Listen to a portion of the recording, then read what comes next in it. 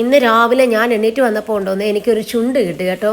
ഞാൻ വിചാരിച്ചു അന്നേരം തന്നെ ചുണ്ടും ചെറുപയറും കൂടെ തോരൻ വെക്കാമെന്ന് വിചാരിച്ചു. അങ്ങനെ ഞാൻ അന്നേരം തന്നെ ചെറുപയർ കൊണ്ടുവന്ന് വെള്ളത്തിലിട്ട് 3-4 മണിക്കൂർ കുതിരാൻ വെച്ച ശേഷം ചെറുപയർ നന്നായിട്ട് വേറൊരു പാത്രത്തിൽ വെച്ച് നമുക്ക് വേകാവുന്നതാണ്. നമ്മൾ കുക്കറിനകത്തൊന്നും അടിക്കേണ്ട ആവശ്യമില്ല. പെട്ടെന്ന് നമുക്ക് കുതിർന്ന് കഴിഞ്ഞാൽ പിന്നെ പെട്ടെന്ന് വെന്ത് കിട്ടും. ഉപ്പിട്ട് പിന്നെ വേവിച്ചാൽ മതി കേട്ടോ.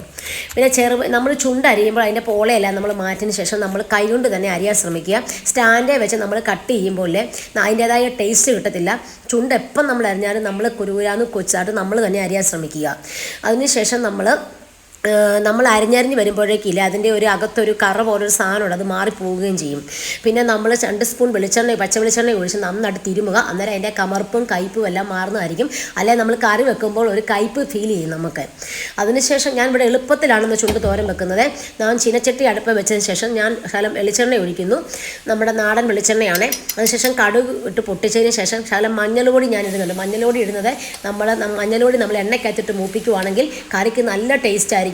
നമ്മൾ സാധാരണ എല്ലാവരും മറ്റേ നമ്മുടെ ഈ കൂട്ടിൻ്റെ ഇട്ട് അരയ്ക്കത്തില്ല ഞാൻ. പിന്നെ നമ്മുടെ കൂട്ടെന്ന് പറഞ്ഞാൽ നമ്മുടെ ഉള്ളിയും വെളുത്തുള്ളിയും ജീരകവും 2 പച്ചമുളകും നമ്മുടെ കറിവേപ്പിലയും തേങ്ങയും കൂടെ കൂടി നന്നായിട്ട് ഞാൻ മിക്സിയുടെ ജാറിനകത്ത് നന്നായിട്ട് ചായച്ചെടുത്തതാണിത്. അതും നന്നായിട്ട് നമ്മൾ പച്ചമണം മാറുന്നത് വരെ നന്നായിട്ട് ഇളക്കി കൊടുക്കുക.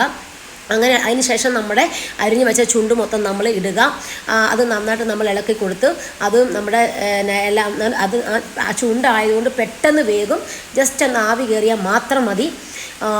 നല്ല ടേസ്റ്റും ആയിരിക്കും കേട്ടോ. പെട്ടെന്ന് നമ്മൾ അതിന് ശേഷം നമ്മളത് മൂടി വെക്കുക. നന്നായിട്ട് ഒരാവി കയറിയതിന് ശേഷം നമ്മുടെ ചെറുപയർ വെന്ത് വെച്ച ചെറുപയർ നമ്മൾ വെള്ളം കളഞ്ഞിട്ട് നമ്മളൊരു അരിപ്പയ്ക്കകത്ത് നമ്മൾ അരിച്ചു വെക്കുക. അതിനുശേഷം നമ്മൾ ഇതിനകത്തോട്ട് മൊത്തം ഇടുക. ചെറുപയർ ഞാൻ ഇച്ചിരി ഏറെ എടുത്തതാണ്. എന്നുവെച്ചാൽ കുട്ടികൾ ഈ രീതിയിലെങ്കിലും ചെറുപയർ കഴിക്കട്ടെ, അവർക്ക് ഇഷ്ടമല്ല. ഇങ്ങനെങ്കിലും കഴിക്കട്ടെ എന്ന് വെച്ചാൽ ഏറെ ചെറുപയർ എടുത്ത് കേട്ടോ.